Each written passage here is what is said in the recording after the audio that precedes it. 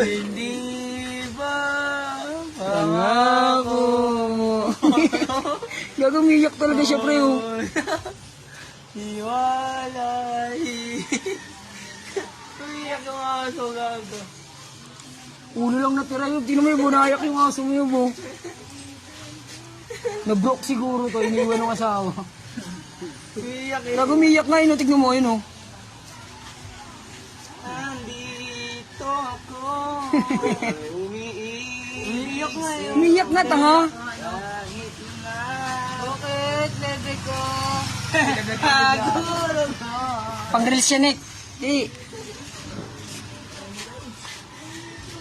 Sa galing. Kala nyo tao lang ang umiiyak, ha? Umiiyak din kami, eh.